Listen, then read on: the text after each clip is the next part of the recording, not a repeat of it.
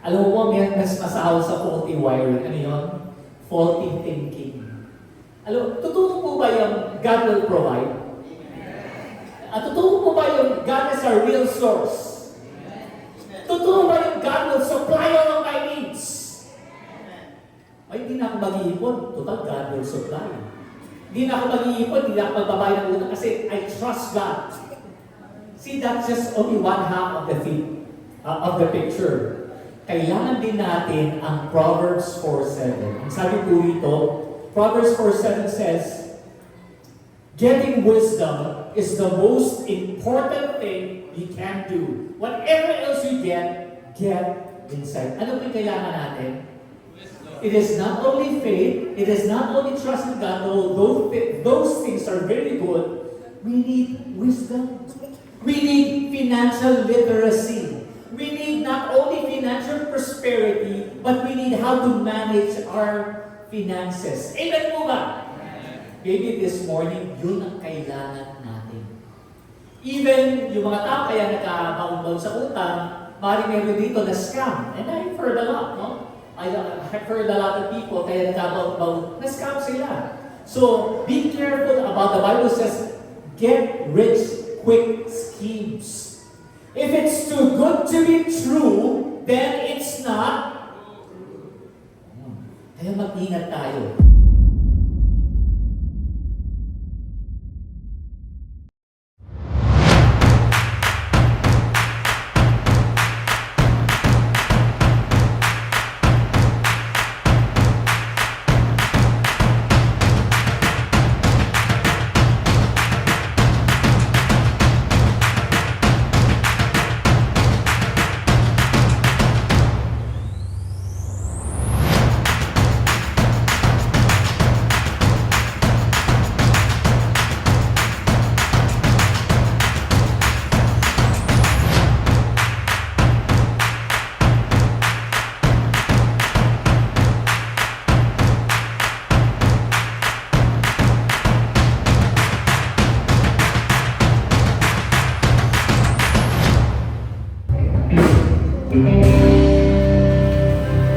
Praise the Lord!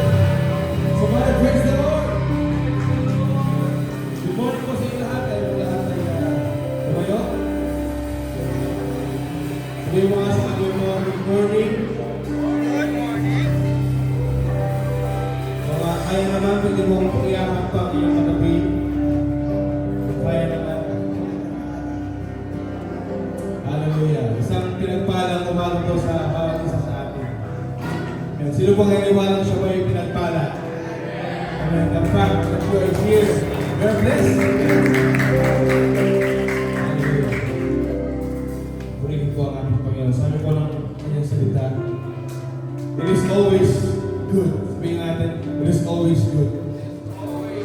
To give thanks to the Lord, to sing praises to your name, O Most High. To declare your steadfast love in the morning and your faithfulness by the night. To the music, to the lute and the harp, the melody of love and glory. Sige po ang handa na po para purihin po ang buhay ng Diyos ngayon. Amen! Hallelujah! Pagpapawad ng Panginoon.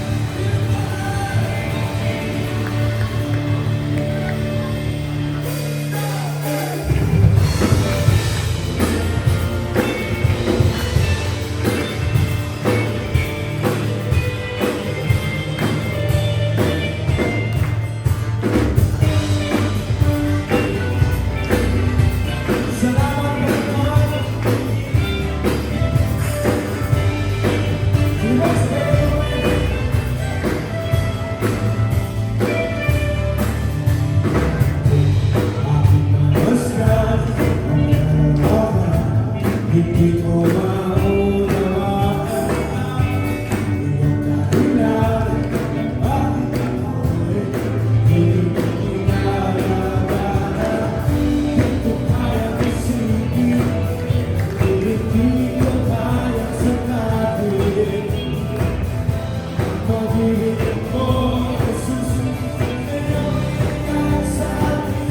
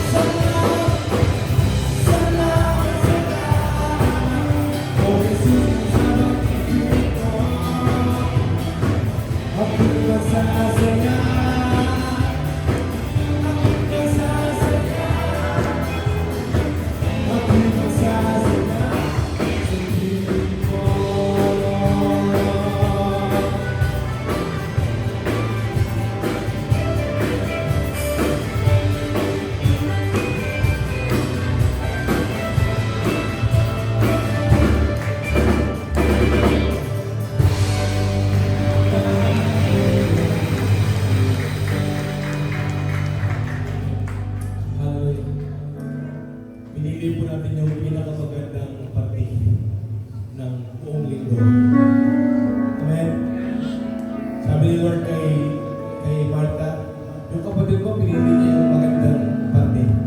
Walang makakakuha sa akin. Amen. Kung tayo po nandito, blessed po yan. Amen. Hallelujah. Thank you, Lord.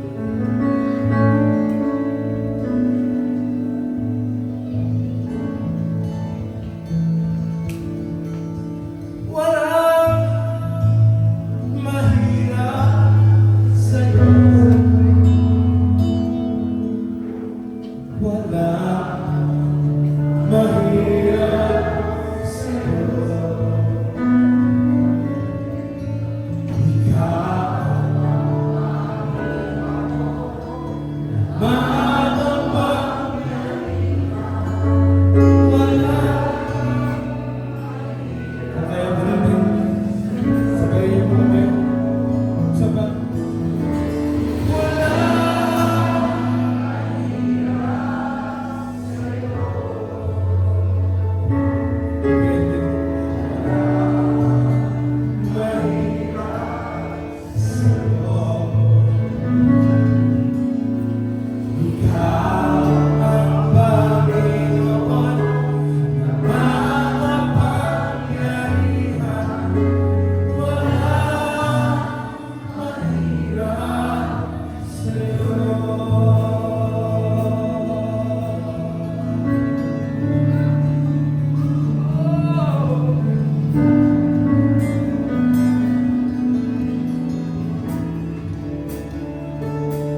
Higit sa aking kailangan, higit sa aking karanasan,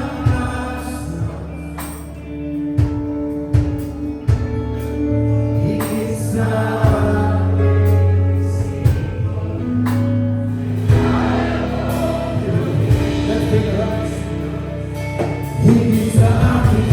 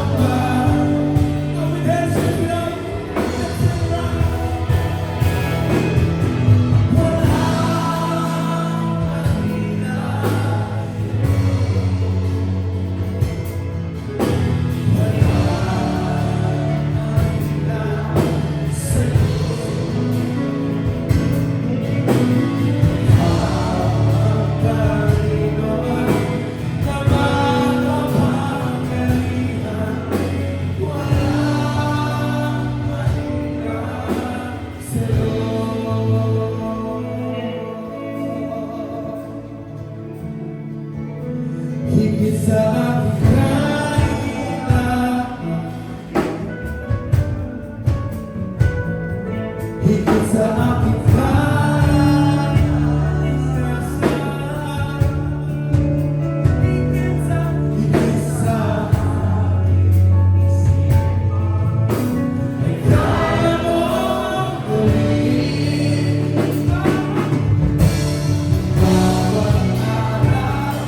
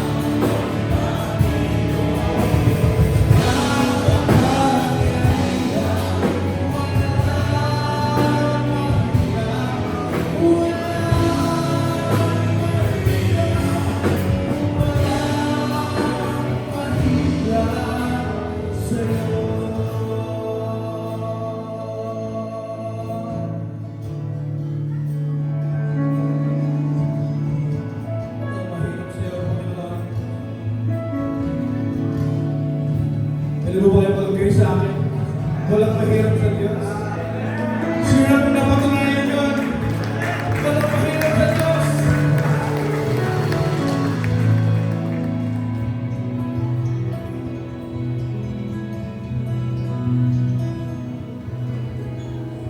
Ikaw lang ang pag-asa ko.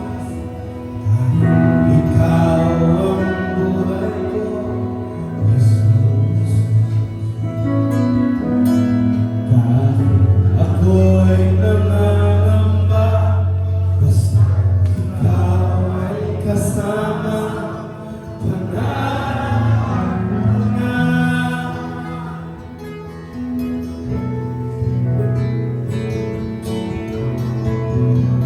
Ikaw lang ang sasamba, man ay magpiling, Jesus.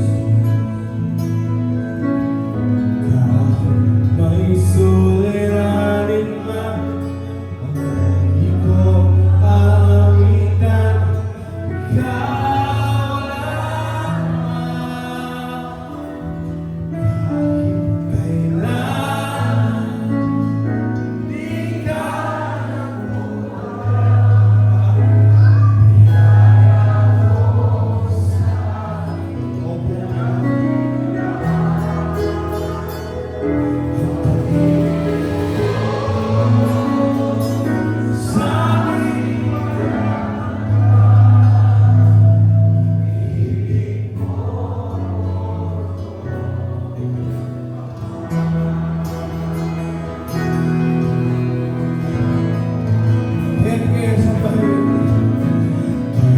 di ka sasambay, kahit man ay makinig, Jesus.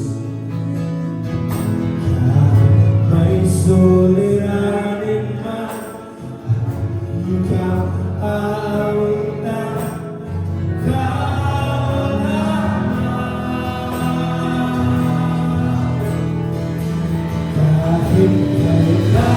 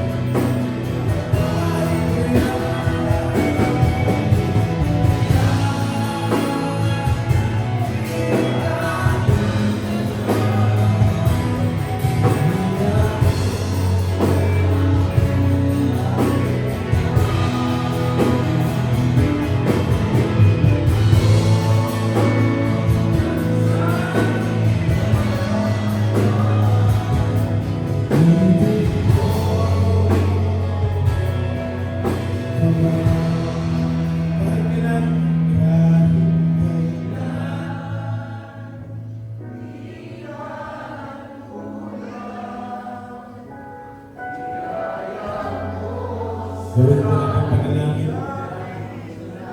ng pasalamat, ang pag-ibig mo sa aking walang hanggan. Ibig mo ako madalas na kahit kailan, di ka nagkulang.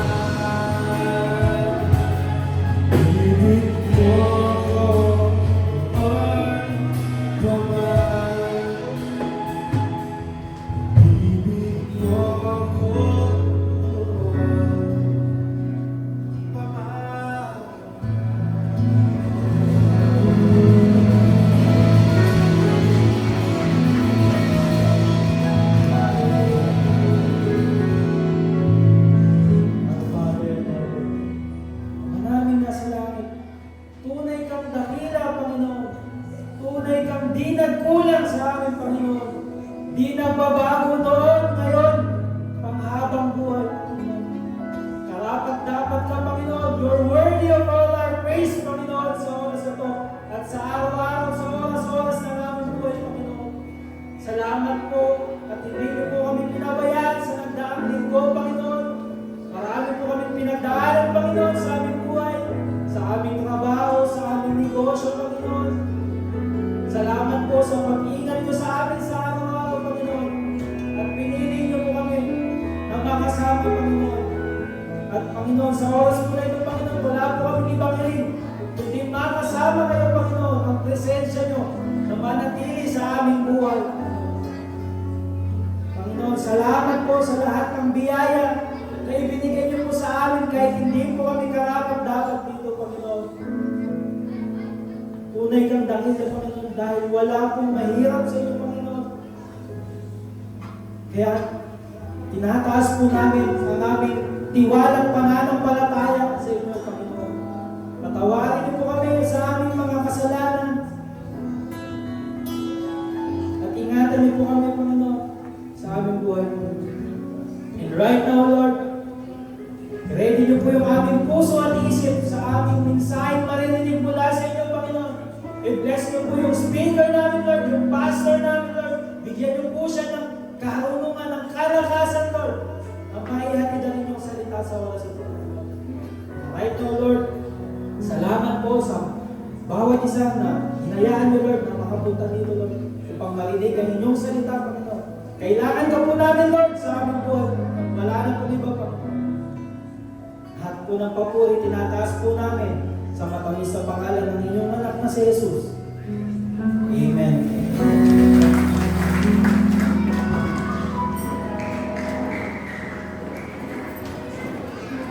Good morning, church! Hello, Mosaic family. Ayan, magandang araw po. Blessed Sunday po sa ating lahat. Ayan. So, ayan. Pakisabi nga po sa katabi natin, walang aksidente kay Lord. Ayan. Wala pong aksidente kay Lord. Amen po ba? Kasi lahat po ng bagay may reason, may purpose. And sino po dito yung mga first timer po sa ating Mosaic family? Meron po ba tayong first timer sa linggong ito? Ayan, welcome po sa mga first timer. Baka yung iba nahiya lang po. Pero we know and I know, diba, kung first time ka po dito sa aming church, diba? Ayan, masaya po kami na makita ka today. Amen? And right now po, so quick announcement lang po para sa ating celebration today. So sabihin na po natin, soaking. So soaking po, so this Thursday, 6 p.m. So ang Thursday gathering po natin is soaking. So halina't magbabad sa presensya ng ating Panginoon. Sino po dito yung naglulong or hinahanap yung presensya ng ating Panginoon? Diba? So we encourage you po na umattend sa ating midweek celebration po, yung soaking po natin. So sabay-sabay po tayo magbabad sa presensya ng ating Panginoon. Amen po? So yung soaking po na to, isa pong napakalaking bagay po na to para sa atin. Bakit po? Isa po to sa mga way para lumalim po yung ating faith journey sa ating Panginoon. Amen po? And ito pong soaking po na to, di ba? Masarap po siyang gawin kasama ng ating mga kapatid dito po sa church. Kaya we encourage you po na umattend dito sa ating soaking. So lahat po ba dito, makikita namin this Thursday? Ayan, so we hope, diba, we pray na makasama namin kayo this Thursday. So, next announcement po natin, ayun, Happy Father's Day! Diba? So, mangyayari po yan next week. So, 2 weeks na lang po, so June 21, 2026. So, sino po yung mga ama na dito sa kwartong ito? Ayan, ayan. Patingin nga po ng mga kamay ng ating mga haligi ng tahanan. Ayan. Diba? So, alam niyo po, ang Panginoon, napakasaya po niya kapag yung ama ng pamilya ay nasa presensya ng Panginoon. Tama po? Kasi pag yung padre di pamilya ay nakakilala sa Panginoon, damay buong pamilya. Amen po? Kaya we encourage po yung mga father po dito, di ba? Mag-aya tayo ng mga kumpare natin. Di ba? Yung mga kapitbahay natin, yung mga tatay. Ayain po natin sino magsimba. At huwag po natin isipin kung ano sasabihin nila kasi bahala na ang Lord magbago sa kanila or magdo yung salita niya sa kanila. Amen po? And last announcement po natin, sacrificial giving. So yung sacrificial giving po natin na to, matagal na po ito. And hindi lang po siya basta lang. Ito pong sacrificial giving na po ito, isa po itong mission. Sabihin nga po natin, mission. Pag sinabi pong mission, lahat po tayo dito, may part. Amen po, hindi lang po tayo taga-tingin lang, di ba? Kundi may part po tayong bawat isa. And right now po, meron po dito kinakausap si Lord. Pero hindi niya alam kung magkano bibigay niya, paano po siya magbibigay. First thing to do po, pag-pray po natin yung amount na ipagkakaloob sa atin ng Panginoon. Amen po? And pangalawa po, hindi na po ito usapan ng pinansyal, yung sacrificial giving natin po na ito. Usapin na po ito ng puso, kung gaano po natin kamahal ang ating Panginoon. Amen po? So, yun po, it's a mission, yung sacrificial giving na po ito, para po ito sa ating church lot and building project. Amen po? Sino po dito yung excited makita ng kanyang buong pamilya ang ating church lot and building? Amen po? So, while nag-ano tayo, di ba? So, we pray po sa ating mga kapatid, di ba? Sa ating mga sacrificial pledges. Amen po? So, yun lamang po yung announcement natin. Maraming salamat po. Okay. Nakakatawa yung mga nag-announce natin, parang nagpe-preach na, ano? Parang konti na po nila yung trabaho rito. Anyways, I'll be showing you a series of memes. Alam niyo ba memes? M-E-M-E. These are funny texts, funny posts on Facebook na meron pong ibig sabihin. Okay, so ito po yung first time ko gagawin ito. Nakiklicker ako ngayon. Okay, so hulaan niyo po yung topic natin for this morning based on these memes. Mga hindi ko nakikita. Number 1, hangin. Number 2, engkanto. Number 3, may utang sa'yo. Ay, bilis. Wait. Ay pala. Daming pambili ng katehan, pero pambayad ng utang wala.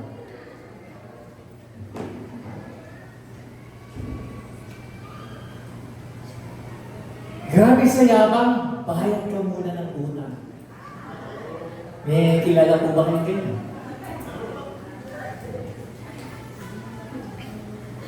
Yung nakita mong nag-post ng hashtag feeling blessed, yung taong ayaw magbayad ng utang sa'yo. Kilala po ba kayo gano'n? Yung feeling blessed lagi sila. Outang, nag-outing kahit may utang.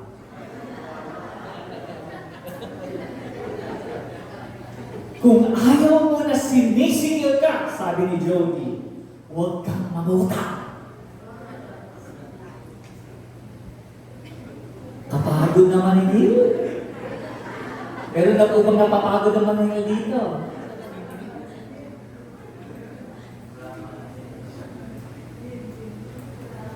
Okay, wait. Kapabilis. Ayun. Ito daw yung expression, yung kusang nagbayad kung may utang sa'yo. Parang nanalo ka ng Miss Universe, no? Kapag nagbayad, ay salamat, biglang nagbayad. Okay, ito po yung sa sari-sari store, no? Bawal magutang ang may amnesia. At isa mga sari-sari store. Ba't ang tagal niya na muna? Siguro, balik na muna tayo sa dati. Okay. Sa sari-sari store, pag-utang, bait. Pag-singil, galit. Paghanap, tago. Pagsalubong, liko.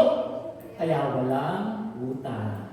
Sabi ng isang sari-sari store. At itong pinakapaborito ko, bawal na po ang utang ngayon, bukas, at magpakailanman. Oy, gusto din nila yan, ano? Alam mo po yung utang po, very alarming na. Alam niyo po ba yung national debt ng Pilipino? Yung utang natin bilang buong bansa. Ito na po yun. Next please. Ito ay abot na ng 18.49 trillion pesos starting March 2026. So ang bawat Pilipino Pilipino, meron ng utang na 164,000. So just imagine, hindi pa ipapanganak yung anak mo, ang apo mo, may utang na yung mga magulang. At ang next po, nasa critical level na, ilan po rito yung may mga credit card? Meron credit card? Biglang nahiya? Diba? Yung mga may credit card. Ito po, very alarming na daw yung nasa critical level na, yung mga credit card owners, ang pagkakautang nila ay 4 times ng kanilang monthly income. Nakuha nyo kung 50,000 to 100,000 yung average na utang ng mga credit card owners. And so this morning, obvious na obvious po, ang topic natin ay patungkol sa usapang utang. In fact, this is the first time we'll be talking about this subject in 7 years na nandito po tayo sa Mosaic. But I believe this is a very delicate, yes, but it is a very relevant, very timely, and pinipisil niya ang buhay ng maraming mga Pilipino at kahit mga Kristiyano. And so, the title of the message this morning is aptly entitled, Let No Debt Remain. Let no debt remain. Huwag mong hayaan na magkaroon ng utang. Tayo po natin manalangin. Father God, we just want to thank you for this Sunday morning. Despite the bad weather, oh God, we're still here to worship you and bless your name. Dalayan po namin, buksan niyo po ang aming mga puso. Kintalin niyo ang aming mga puso at spirito sa mga bagay na dapat namin marinig. Kami po'y matuto, mag-grow, mag-mature in the area of our financial life so that we can be more generous givers. We just want to thank you, Holy Spirit, speak to us, encourage us, teach us. In Jesus' name we pray. At lahat ng gusto maging mapalaya sa pagkakautang, sabi ng malakas sa amin. Amen. Sino po rito naniniwala that God wants to bless us in every area of our life, including finances? Amen. Dahil mahal po tayo ng Panginoon, gusto niya lahat ng area, lalo-lalo na sa financial life. Pero paano ka mabibless kung ikaw ay nababaon at nagsiswimming at nalulunod na sa utang? And so, this morning, the Bible will give us insights on how to resolve our debt problem because debt is a trap. So, yun po. Yun po yung gagawin natin sa umaga nito. Our main message or scripture can be found in Romans chapter 13, verse 7 to 8. Pwede po ba pakibasa natin ang sabay-sabay? 1, 2, 3, go.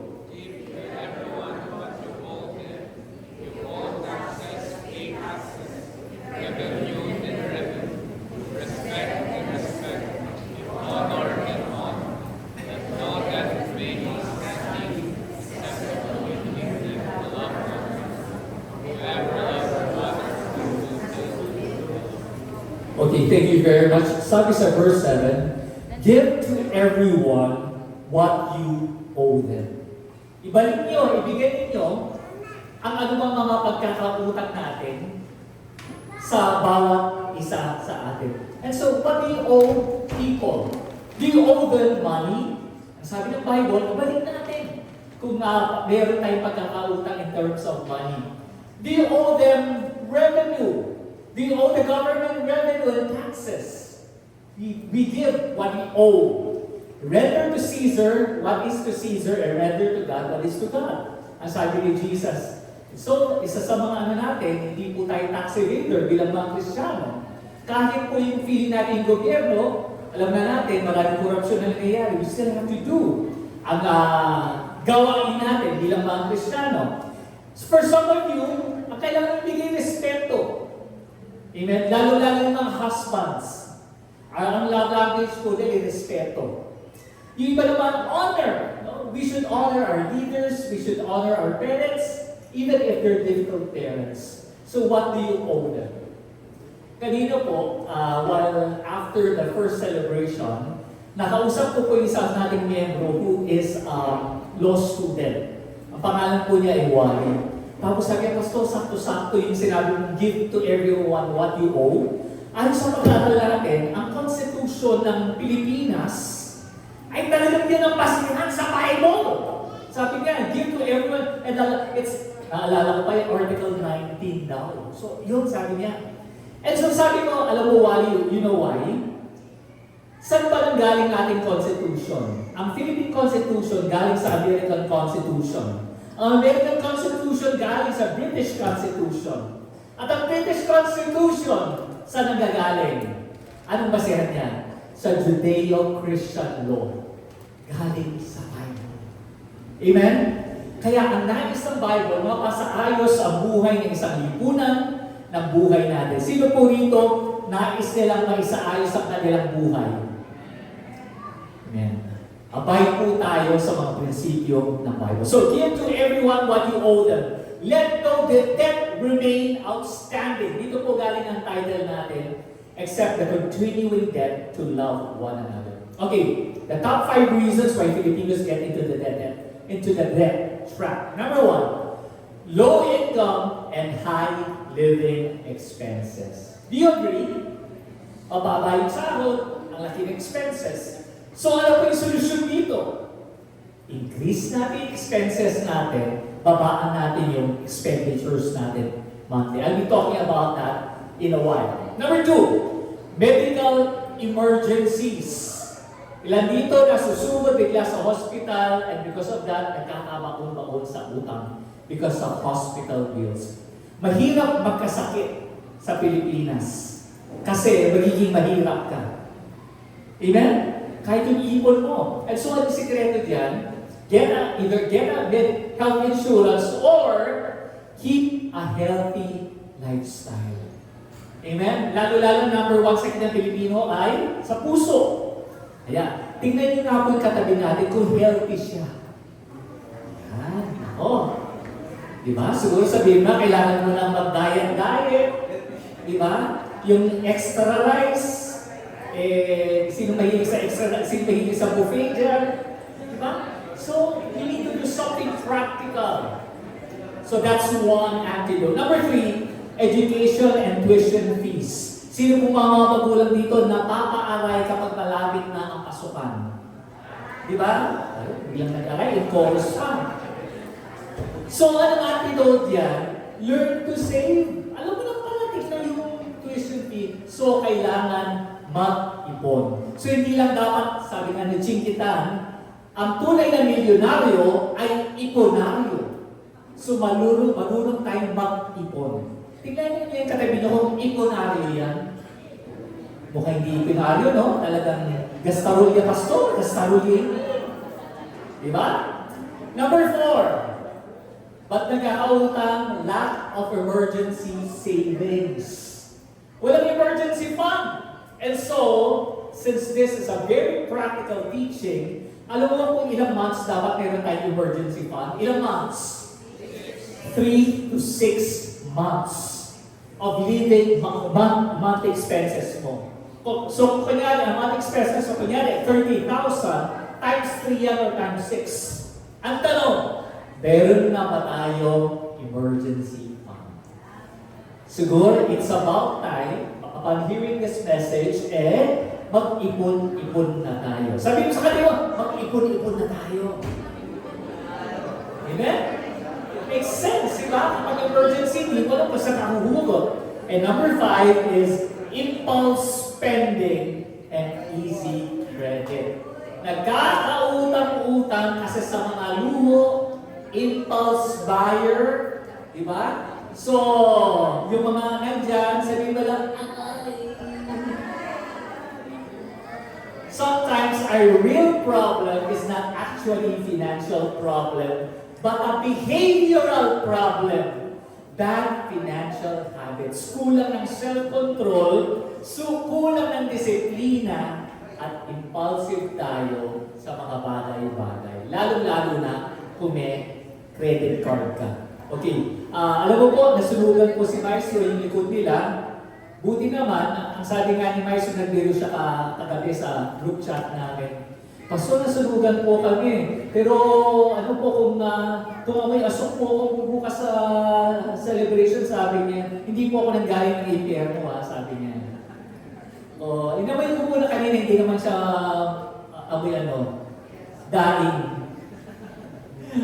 Anyways, alam mo po, ang cause daw is faulty wiring. Alam mo po, may mas masahaw sa faulty wiring. Ano yun? Faulty thinking. Alam, totoo po ba yung God will provide? At totoo po ba yung God is our real source? Totoo ba yung God will supply all of my needs? Ay, hindi na ako mag-iipon. Total, God will supply. Hindi na ako mag-iipon, hindi na ako magbabayad ng utang kasi I trust God. See, that's just only one half of the picture.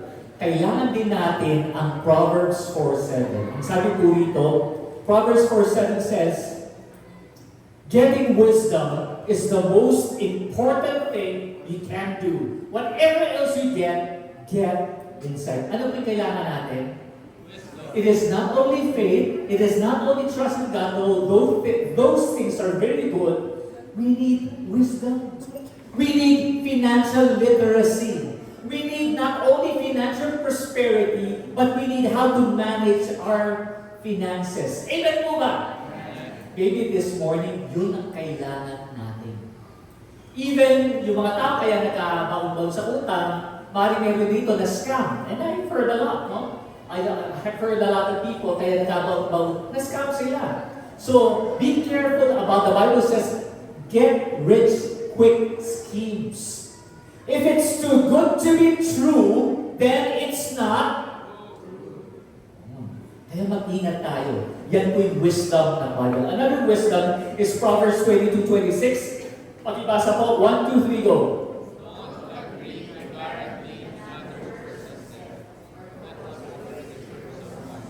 Don't agree. Huwag tayo mag-agree po. Okay.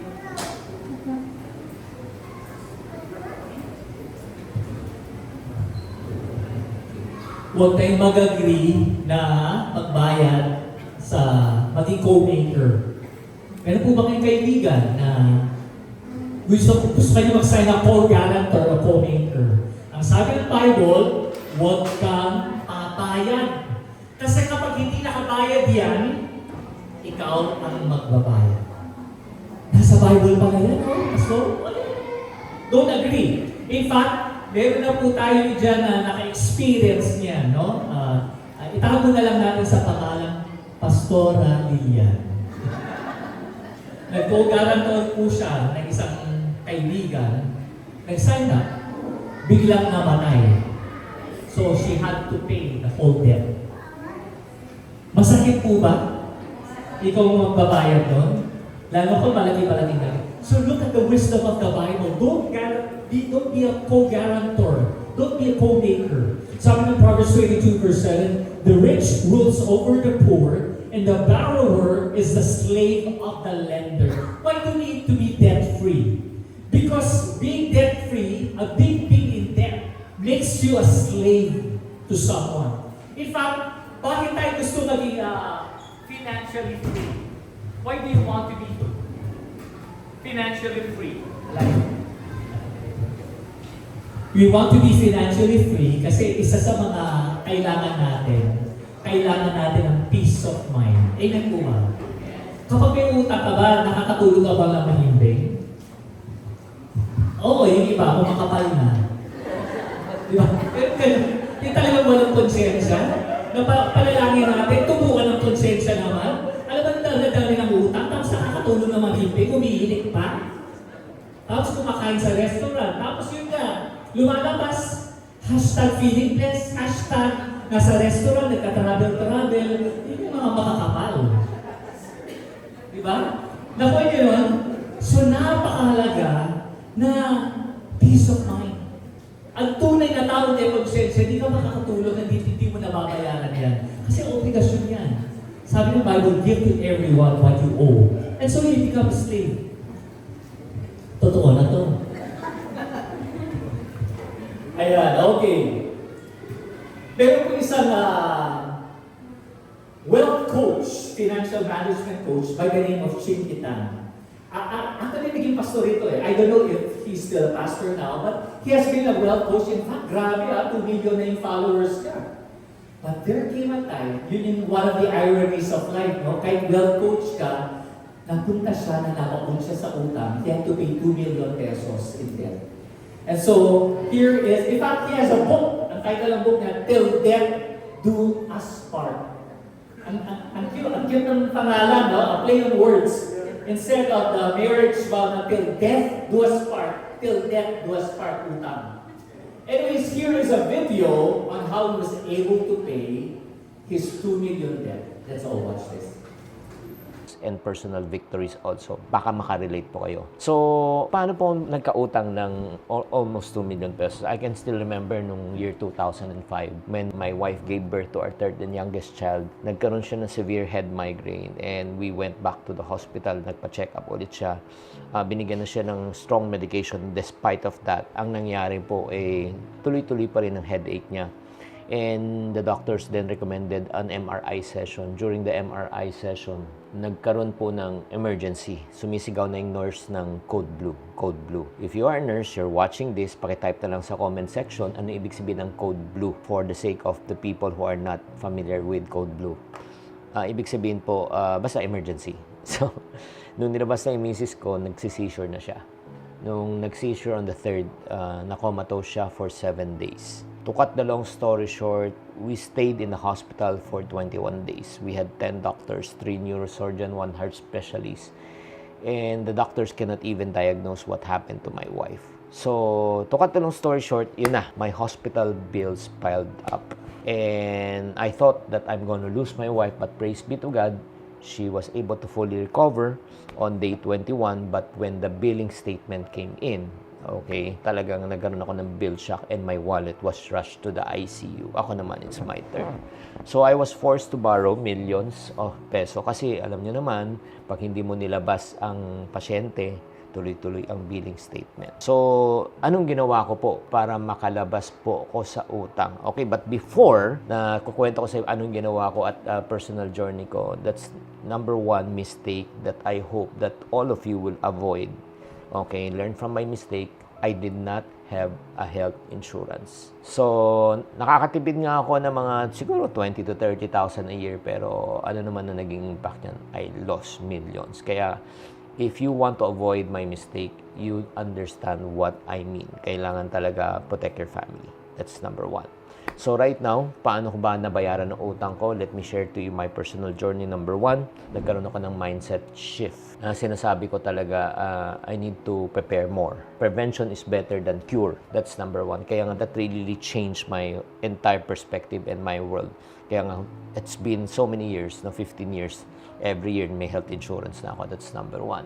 Number 2, during that time in 2005, I have to face the reality na I wasn't prepared for this. I have a little emergency fund, na-deplete na yung emergency fund ko, at ito pang masakit. Napilitan pa ako mag-surrender ng insurance policy ko because I need the money to pay off the hospitals and it wasn't enough. Yun nga, I have to borrow from friends and relatives, 200,000, 300,000, 500,000, yun po. So, when I did that, ang next na ginawa ko, sinulat ko talaga. I made a debt list. Lahat ng mga taong pinagkakautangan ko. Yan, sinulat ko talaga. Si auntie ganito, si uncle ganito, tapos yung company na ganito.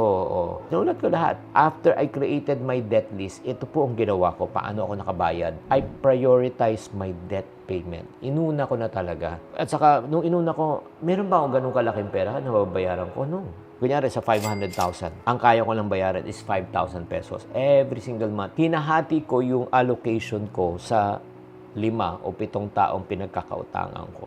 Hinahati ko talaga siya. Kasi para sa akin ang paniniwala ko, sa pagbabayad ng utang, hindi mahalaga kung magkano ang perang ibibigay mo. Ang mahalaga kung willing ka ba magbayad. And that is basically what I did, okay? And then during the process of paying my debt, ito po yung mga sacrifices talaga. I live below our means na talagang hindi na kami kumakain sa labas, talagang unnecessary expenses, walang travel for almost the duration na hindi kami nakabayad ng utang. Ganun talaga, sacrifices talaga. Parang it's pointless ba? Para sa akin, during that time, I was thinking, pointless na mag-enjoy ako pero hindi pa ako bayad sa utang. At pag nakita ako ng mga kaibigan, kamag-anak ko na nag-enjoy ako, parang feeling ko parang may mali. Di ba? Pero it's okay during that time, no? I have the right actually to enjoy because I was paying them on a monthly basis. Pero I don't want to send the wrong signal. Nagigets nyo? And then, ang isang malaking diskarte na ginawa ko talaga, syempre, 7 pinagkakautangan ko 7. At may allocation ako. Ang unang binayaran ko talaga yung pinakamaliit. And then, nung nabayaran ko na yung pinakamaliit, I think I was paying at least 5,000 pesos per month. Alam mo ginawa ko, sa 5,000 pesos na yan, hindi ko pinang-enjoy. Ang ginawa ko po, pinangdagdag ko sa pambayad ng pang-anim na utang ko. Yung pang-anim na utang ko, nung nabayaran ko na, yung allocation ng 2, pinambayad ko sa pang-5. Ang tawag po nun ay snowball method. So, that is basically what I did. Kaya medyo mabilis ang pagbabayad ng utang ko. Ayan. Pastor, bless ako, wala akong utang. If you don't have any debt, well, praise God, you can be more generous. And you can use this message to help people who are in debt. Amen? You can apply the principles of them. Pero kung ikaw ay pagkakautang, relevant lalo ang mensahe ito sa iyo. So here are 6 steps on how to solve your debt problem. Okay? Ready na po ba tayo? Okay, number 1 is face your debt. Okay, hindi po face your debt, no? Hindi ka matayan muna. Face your debt. Harapin po natin yung ating pagkakautang. Harapin po natin yung problema natin. Huwag natin tatakasan. Huwag natin tatakbuhan. Huwag natin makikipag-hide and seek tayo kasi hindi na tayo bata. We must face our debt problem. Sabi sa Psalm 37 verse 21, the wicked borrow and never repay, but the righteous are generous givers. Ang masama daw namumutang, hindi nagbabayad. Pero tayo po, ay hindi po totoo sa Mosaic yan. Kasi hindi po tayo wicked, tayo po ay righteous in the Lord. Amen po ba? So, natututo po natin ano yung obligasyon natin, kaya natin ibalik yan. In fact, the righteous are generous givers. So, number 1 is face your debt. I believe this is the most difficult step, but it is the most important. Harapin mo ang iyong problema. But Pastor, how can I face my problem if my problem is my face? Hindi lang may haliwan eh. So, yun po, harapin natin. That is the first step talaga. Huwag mong tatakasan, huwag mong tatalikuran ang iyong obligasyon. Harapin mo ang iyong problema. Amen po ba? So, yun yung unang gagawin. Number 2, honor God first in your finances. Pastor Renan did a very good teaching on tithing and giving last time. So sa Proverbs 3:8, honor the Lord with your wealth and with the first and best part of all your income. Yun yung tithes. Pastor, ba't ba ako magta-tithes and mag-offer? Mauna na ako sa utang. Doon papasok ang pananampalataya mo sa Diyos. Na kapag inulang Diyos in your finances, God will bless you. Whenever we are in debt, we need God's help. Amen po ba? Kailangan na natin ng tulong ng Diyos. So we need to do it God's way. So whatever you want God to bless in that area, you put God first in that area. Kunwari, gusto mo Lord, i-bless nyo yung finances mo. So unahin mo sa Lord sa finances mo. Ibigay mo, try practicing the principle of tithing and giving. At doon mo makikita ang milagro ng Diyos sa buhay mo. And by the way, si Chiquita, instead of 5 years niya nabayaran, by the grace of God, he was able to pay his debt 2 to 3 years. Dahil alam niyang unahin ang Panginoon sa buhay niya. Amen? Kaya kayo, inuuna ba natin ang Panginoon in the area of our finances? I know a lot of people struggle with it, pero dito mo makikita ang katapatan ng Diyos. Ako po, I've been tithing since I was in high school, and I have never seen, sabi ng Bible, the righteous forsaken, or his children begging bread. Isusupply po ng Panginoon ang lahat ng ating pangangailangan. Palakpakan po natin ang Diyos. So, put God first. Kahit na nahihirapan ka na at tubog ka na sa utang. Number 3, figure out a repayment strategy. Luke 1:14-28 says, suppose one of you wants to build a tower, said Jesus in one of the parables, what is the first thing you will do? Anong kauna-unahang gagawin mo? Won't you sit down and figure out how much it will cost And if you have enough money, pay for it.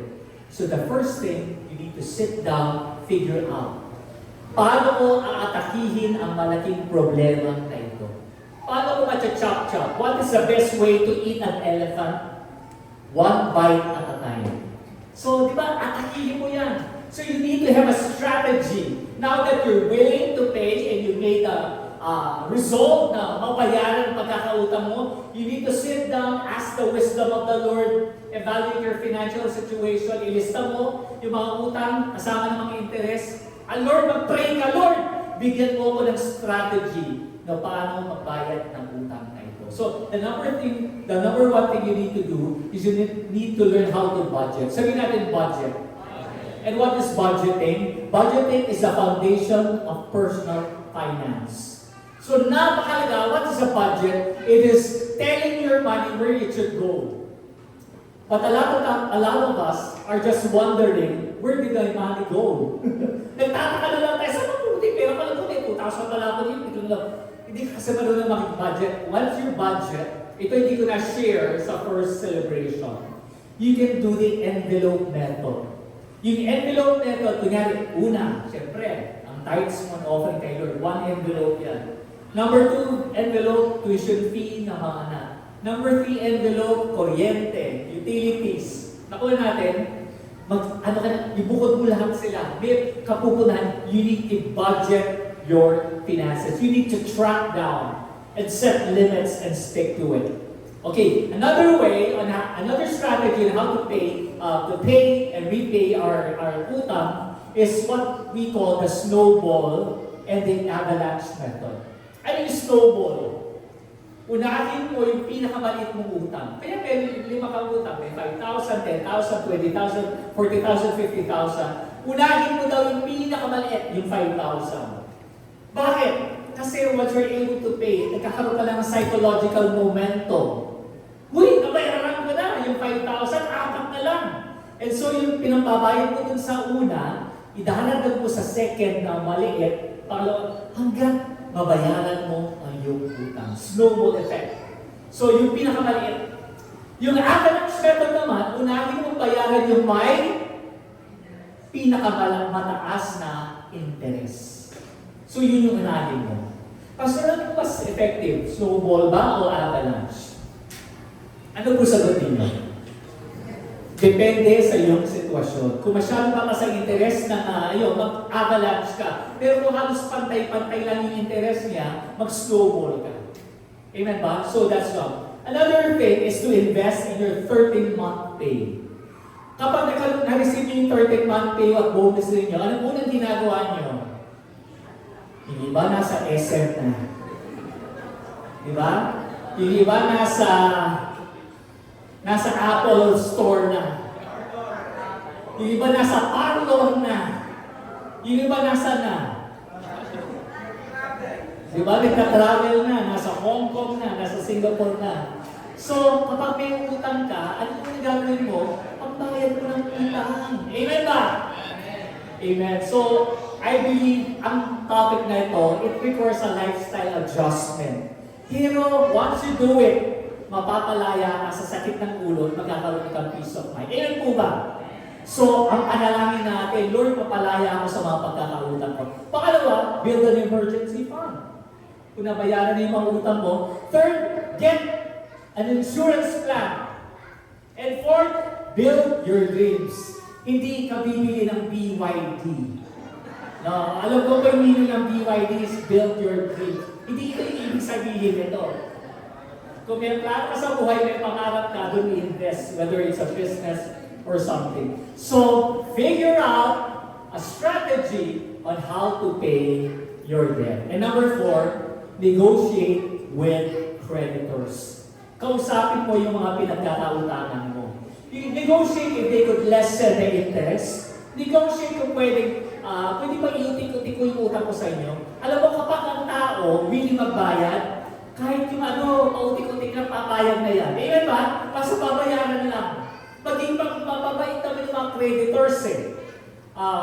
Alam mo naman po, kapag ang tao namumutang, para siyang tupang mabait. Di ba? Pero kapag sinisingil mo na, para siyang mabagis na lobo. Siya pa yung galit. Napansin niyo po ba yun? Okay, saan po ba tayo? Lobo o tupa? Hindi pastor, tigre.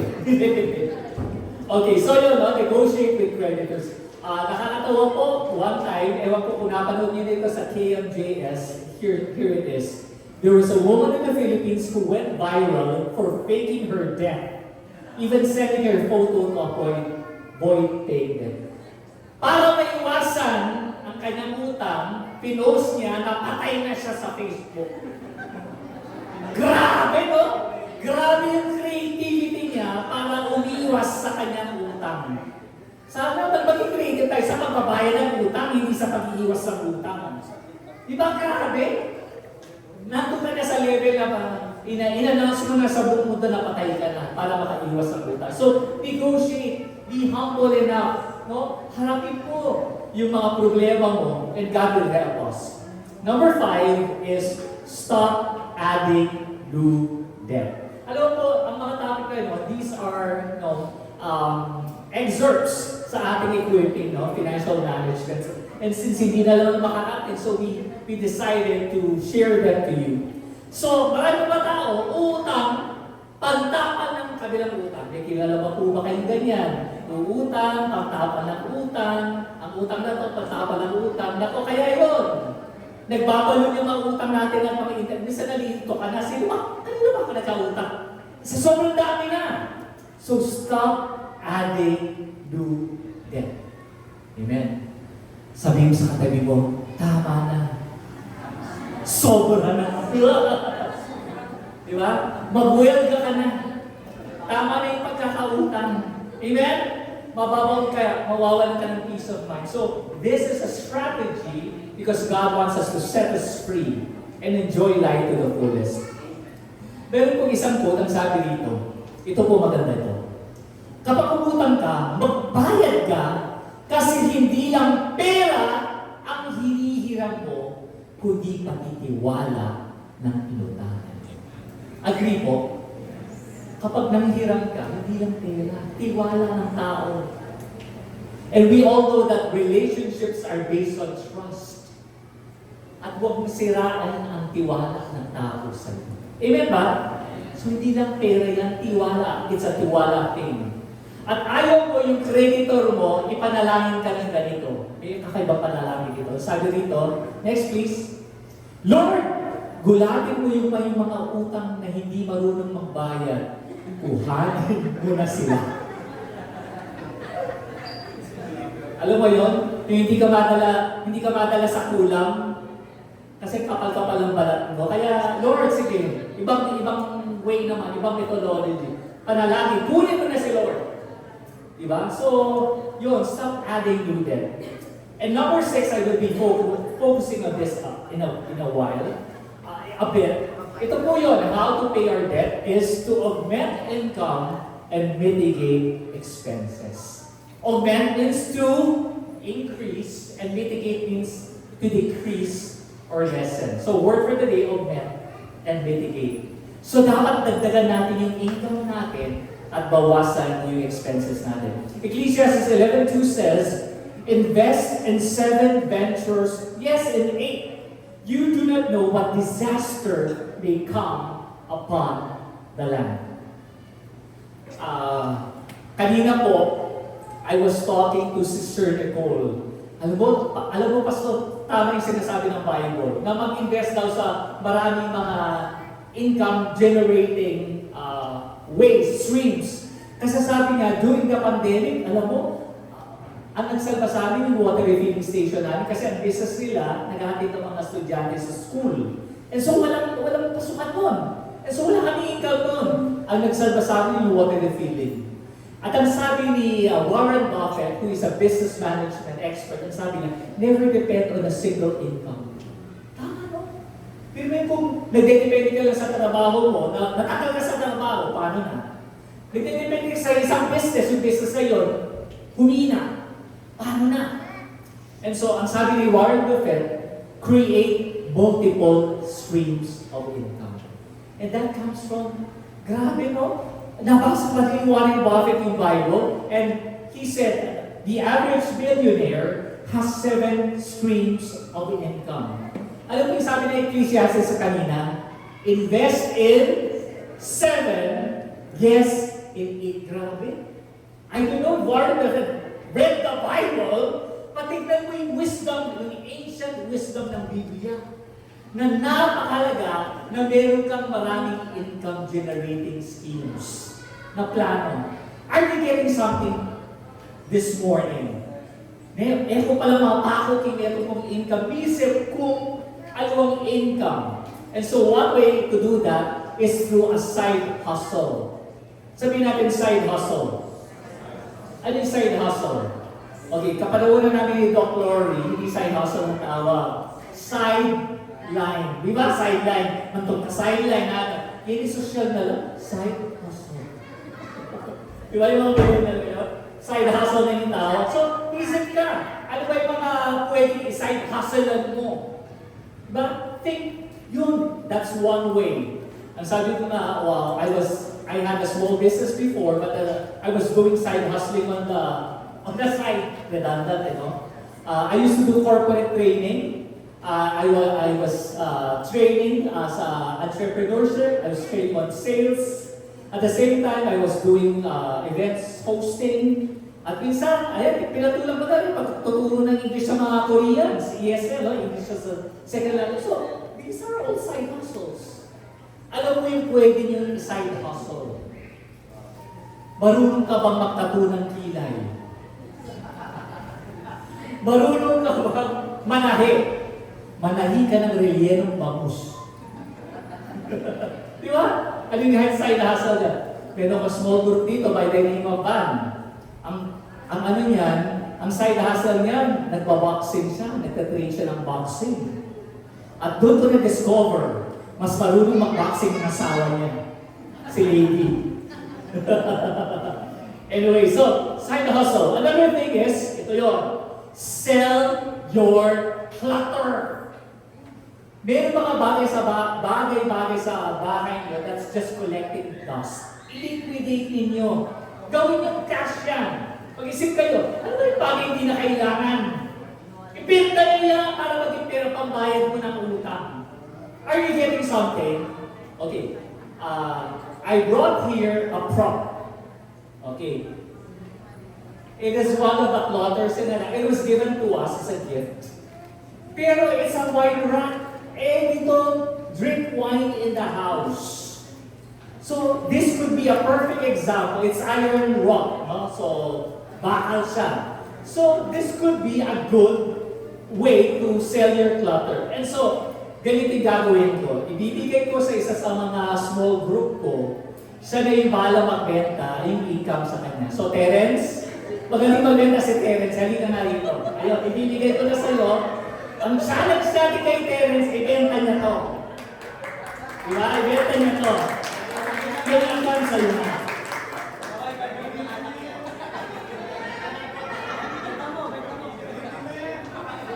Ayan, so bahala ka na. Nakakatawa po kanina, during the first celebration, you sell your clutter. One of our members, one of the young people, inalok po niya yung laptop niya to the church. It was just applying, no, at a very good price. It was just applying the Word of God today. Eh, kung hindi mo na kailangan, ibenta mo na yan! Diba? Sabi mo sa kanila, ibenta mo na yan! Oh, huwag mo ibenta sarili mo, ha? Mga sarili mo ibenta. Diba? So, napakalaga, sell your clutter. Meron ka bang sandamakmak na damit dyan? Mga gown? Diba? May mga shoes ka hindi mo na ginagamit, 6 months na. Sabi nga kapag isang bagay, 6 months mo na hindi ginagamit, either ibenta mo na, ipamigay mo na, itapon mo na. The 6-month time period. Amen? So, sell your clutter. Para maging pera. Amen? And next is, slash unnecessary expenses. Ano yung mga gastos na hindi kailangan? Subscription na hindi mo na ginagamit. May Netflix ka na, may Disney Channel ka na, may anak ka pa. If you, sabi kayo, laging kumakain sa labas, i-lessen nyo yung pagkain sa labas. Amen? Hanap ka ng brand sa supermarket na pareho lang yung epekto. Diba? Kunyari, hindi makasunting yan, walk, pareho yan, may imandig bayo. Papakinis lang po ka, may kakamali, pareho yan. Sabi na kang mas mura. Diba? Ano ba ganyan? Maging practical tayo. I'm about to end with, alam mo yung the Bible is so amazing na meron palang kwento ng pagkakautang. And it can be found in 2 Kings chapter 4. Ito yung the widow's oil multiplied. Sino pong familiar sa kwento nito? It was during the time of Elisha, the prophet. And so meron isang widow, balo, nilapitan siya. Sabi niya, Elisha the prophet, magpapatulong po ako, may malaking problema ko. Ang sabi niya, ano yung problema mo? Alam mo po, yung aking asawa ay propeta rin, na under your tutelage, under sa'yo, and he served God, he was faithful to God, and then he died. But, sa pagkamatay niya, meron siyang iniwang malaking utang. Okay, sino po rito, huwag kayo magtaas ang kamay, ha? May namatayan kayo, ang iniwan sa iyo utang. Ay, salamat ang pamana sa akin utang. Napakasaklap, no? So, ganun yun. Ganun yun, naging paano sa utang! At ang sabi niya, tinetrete ako ng creditors ko, kukunin na slave ang aking dalawang anak, ang bayad ng utang. So, tulungan niyo ako at gagawin ko, hindi ko alam ang gagawin ko. Alam mo ang sabi ni Prophet Elisha? Kakaiba, unorthodox, irrational, hindi siya traditional na sagot. Ito yung tanong niya. Tell me, next verse, what do you have in your house? Grabe ka ng Prophet Elisha. Ano nga problema na bakit tatanong ko nasa bahay ko? Sabi niya, what do you have in your house? Your servant has nothing. Wala naman yan. Diba? Famine during that time. Except a small jar of olive oil. Sometimes, Lord, paano ko mababayaran ang utang ko? Ano yung meron ka, sabi ni Lord? Wala naman, Lord eh! Maliit na jar of olive oil lang.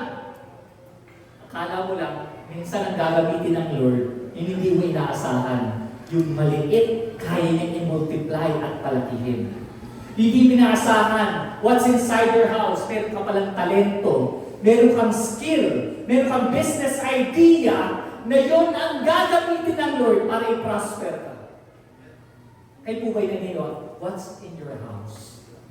I will be telling you, I'll be showing you a short video. There was this millennial woman na problema siya kasi after 14 business failures, 14, 1-4, lugi lahat ang negosyo niya. But siya naman yung asawa niya, siya yung nag-finance. Pero pang 14, and on the 15, ang capital na lang niya, kasi ayaw nabigay ng malaking capital ng asawa niya siguro, no, dahil ang dami ng failed businesses. Ang capital niya is 1,000 pesos. Pero yung 1,000 pesos na yun, naging millionaire siya ngayon. And guess what? Kung ano yung product niya. Her product, you would not believe this. It is a traditional Filipino dessert called leche flan. Binigyan niya ng twist, binigyan niya ng flavor. And ang ganda ng pangalan ng business niya. Ang pangalan niya, kasi leche flan, no? What's your flan? Instead of what's your plan, what's your flan?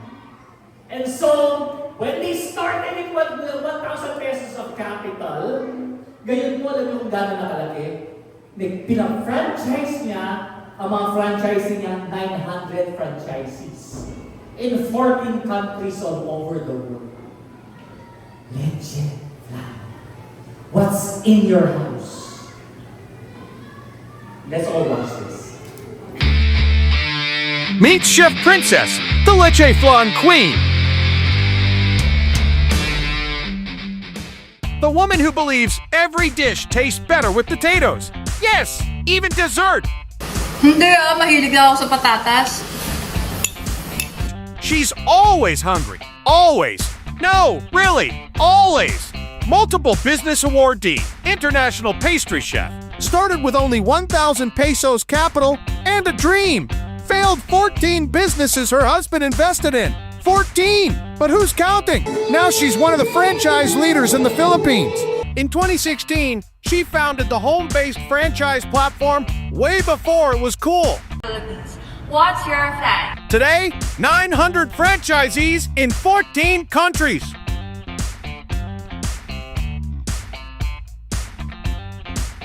Almost 100 original recipes and leche flan flavors. Because why stop at one? She loves going out, loves enjoying life. And if you see her in the wild, she's probably holding food or eating it. Chef Princess, the leche flan queen. You don't need to wear a crown just to feel royal. Just a slice of my fan. Ayan. So what do you have in your house? What do you have inside of you? Is it a talent? Is it a skill? Is it a business idea? Ito ba'y recipe ng kayong lolo or lola? Diba? You might use it. What's in your house? Amen? So, yun po, God can use that. Sabi sa 2 4:3, tuloy po natin. And so, ang sabi, wala po, jar of olive oil lang. Ang sabi ni Elisha, borrow as many empty jars as you can from your friends and neighbors. Manghiram ka ng maraming mga receptacle, no? Container sa iyong mga neighbors and mga friends. Alam mo, isang revelation dito, masama ba yung mangutang? Mag-loan, masama ba? Dito, sabi dito, borrow eh. So, hindi naman. As long na nababayad ka. At meron dalawang klase ng debt. There's what we call a good debt and bad debt. Bad debt, inutang mo dahil lang sa kapresyo. Ang good debt, meron din return. Either through profit, alam mo yun, so good debt. So borrow, pwede yun, basta good debt siya. Another thing we can learn here, makakahiram pa yung window kung sira yung pangalan niya, may bad record. It means nakuha niya yung tiwala ng mga tao. Kaya siya yung nakapaghiram. So it's so important to have a good reputation. Amen? Sabi mo sa katabi mo, huwag mong sirain ang pangalan mo. Amen? Nakuha natin, ang pangalan ay mas mahalaga sa mga riches, sabi ng Proverbs. Huwag mong sirain ang pangalan. That's why she was able to borrow. Close siya. And hinayaan siya. And so, okay, nag-borrow siya, ang dami, no? So, sabi ni Elisha, okay, yung small jar of olive oil mo, i-pour mo. So, kakapour niya sa lahat ng mga container, ito yung milagro. Hindi nauubusan. Di ba? Pinupour niya, hindi nauubusan. Napuno lahat. Kung sabi niya, anak, o nasan na? Nasan pa yung mga bote? Wala na po, ubus na yung bote. Nung naubos na yung mga bote, naubos na rin yung olive oil, yung milagro. So, ibig sabihin nun, ang limitasyon nasa atin. If you're able to believe God for greater things, He can do a miracle in your life. Amen? Tayo lang ang nagli-limit. And so next verse here, please. Ang sabi lang, now sell the olive oil and pay your debts, and you and your sons can live on what is left over. So, yun na. Yung mga nakuha niyong mga container yan na may olive oil, ibenta niyo. And so here's the revelation.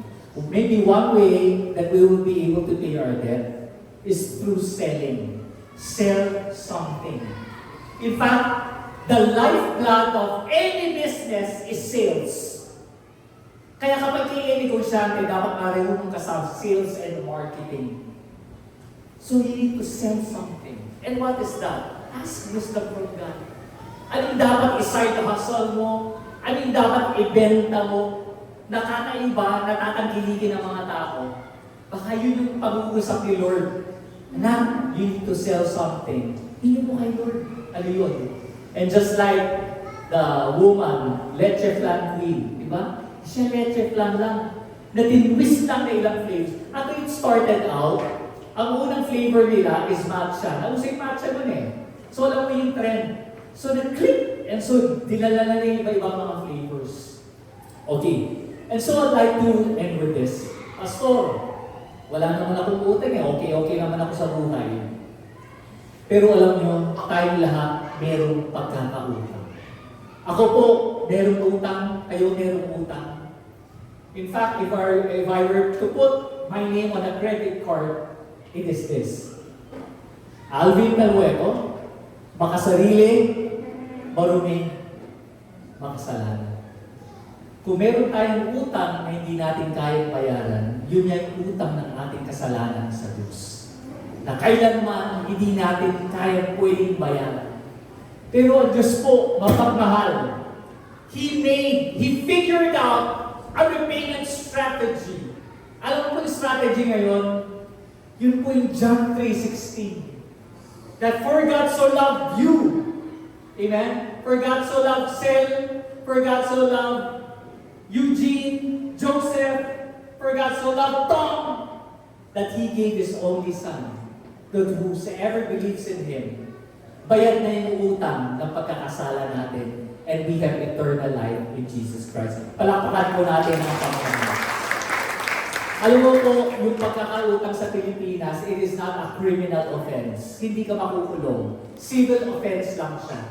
Pero kasalanan natin sa Diyos, it requires death sentence, which means eternal punishment for all eternity.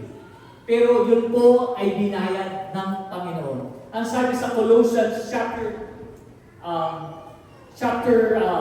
2 verse 14, by canceling the record of debt that stood against us, nailing it to the cross. One of the 7 last words ng Panginoon sa Aramaic is the word tetelestai. Alam mo yun? It's called, it is finished. Pero dalawa pala yung meaning ng it is finished. Hindi lang it is finished. The other meaning is fully paid.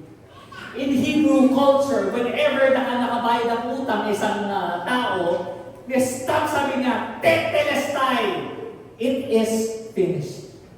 Whenever when we accepted Jesus Christ, sabi niya, anak, tetelestai na, yung pagkakautang natin, binayad na niya, and now we have eternal life in Jesus Christ. Palakpakan po natin ang Panginoon. Meron ka bang problema na napakabigat ngayon na nararanasan? I have good news for you because the biggest problem is already solved. Meron ka bang malaking pagkakautang ngayon? Ang pinakamalaking utang natin na hindi natin kayang bayaran ay binayad na ng Panginoon sa krus ng Kalbaryo. Amen. Ang sabi nga, Jesus paid a debt He did not owe because we owed the debt we could not pay. Hindi niya utang ito, utang natin ito, pero binayaran ng Panginoon. Bakit? Ganoon na tayo kamahal. And so this morning, if you are struggling in your finances, God loves you. God wants to prosper you. Amen? Hawak po tayo sa ginawa ng Panginoon sa krus ng Kalbaryo. Like to call on the worship team sa Romans 13:8 ang sabi dito, huwag kang manatiling may utang kanino man, maliban sa utang ng pagmamahal. Amen? If there's one, because God showed His love to all of us by paying our debt on the cross. Isang utang na hindi dapat nawawala. It's a continuing debt to love one another. Amen? So let no debt remain except love in our hearts. Tayo po natin ito tayo sa office. Can we just lift up our hands and just appreciate the Lord? Nais ng Diyos na pagpalain tayo. Amen? Sa lahat ng larangan ng buhay natin, pati finances. Pero po dito, nahihirapan sila, nagsastruggle financially.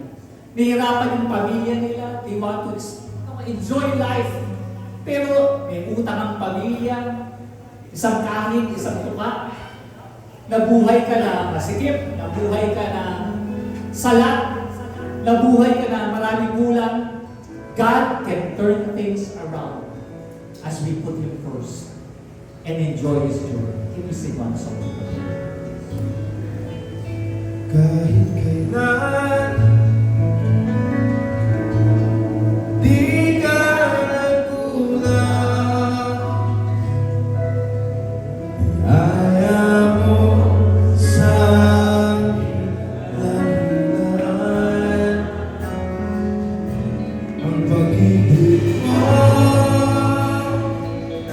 sa akin walang hanggan. Ibig mo